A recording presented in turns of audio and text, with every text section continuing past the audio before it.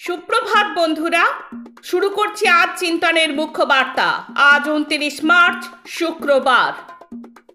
শুরুতে আন্তর্জাতিক খবর। যুদ্ধবিরতি প্রস্তাব পাশের পরেও গাজায় ইসরায়েলি হামলা, নিহত 81, আক্রমণ লেবাননেও। ইকুয়েডরের সর্বকনিষ্ঠ মেয়রকে গুলি করে হত্যা।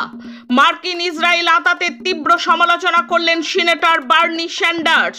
70,000 সরকারি কর্মী ছাঁটাই করতে চলেছেন আর্জেন্টিনার নতুন প্রেসিডেন্ট। রাশিয়া উত্তর কোরিয়া সহযোগিতা ঘোষণা অস্বস্তিতে ফেলল আন্তর্জাতিক রাজনৈতিক মহলে। শুধু 2022 সালেই বিশ্বে 100 কোটি টনের বেশি খাবার নষ্ট হয়েছে, জানা গেছে রাষ্ট্রসংঘের প্রতিবেদনে।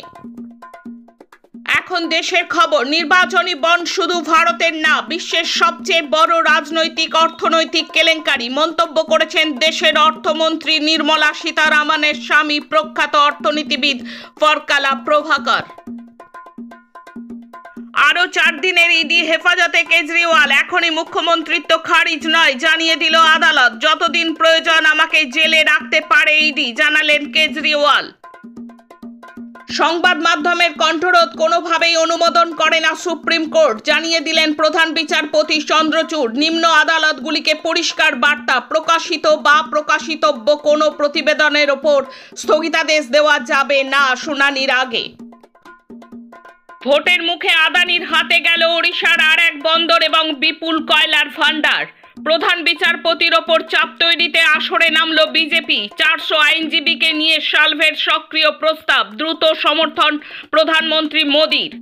কোটাক মাহিন্দ্রার 35 কোটি বন্ডের পরেই বদলে গেল আরবিআইয়ের নীতি। লোকসভা ভোটের খবর। টাকা নেই তাই নাকি ভোটে লড়বেন না অর্থমন্ত্রী নির্মলা সীতারামন, জল্পনা তুঙ্গে। একনাথ শিন্ডের শিবসেনায় যোগ দিলেন প্রাক্তন কংগ্রেসী অভিনেতা সাংসদ গোবিন্দা। মোদি এবং কৃষ্ণনগরের রাজমাতার ফোন আলাপ। ইডি বাজেয়াপ্ত টাকা রাজ্যবাসীকে ফেরানোর বার্তা, কমিশনে নালিশ জানাতে চলেছে তৃণমূল। ওড়িশায় কটকের 6 বারের বিজেডি সাংসদ ভর্তি হরি মাহাতাব বিজেপিতে। খেলার খবর। মিয়ামি ওপেন পুরুষ সিঙ্গলসে সেমিফাইনালে মুখোমুখি হবেন জনিক সিনার ও দানিয়েল মেদভেদেভ। অপরদিকে আইপিএল চলাকালীন আইপিএল নিয়েই প্রশ্ন তুলে দিলেন রবিচন্দ্রন অশ্বিন। রাজস্থান রয়্যালসের ক্রিকেটারের প্রশ্ন, আইপিএল কি আদৌ ক্রিকেট? মঙ্গলবার কয়েক ঘন্টার ব্যবধানে প্রীতি ম্যাচ খেলতে নেমেছিল ব্রাজিল এবং আর্জেন্টিনা। সেখানে ব্রাজিল ড্র করলেও আর্জেন্টিনা জিতল। স্পেনের বিরুদ্ধে 3-3 শেষ হয়েছে ব্রাজিলের খেলা। অন্যদিকে কোস্টারিকার বিরুদ্ধে পিছিয়ে পড়েও 3-1 গোলে জিতেছে আর্জেন্টিনা। আজকের মুখ্য বার্তা এই পর্যন্ত। নমস্কার।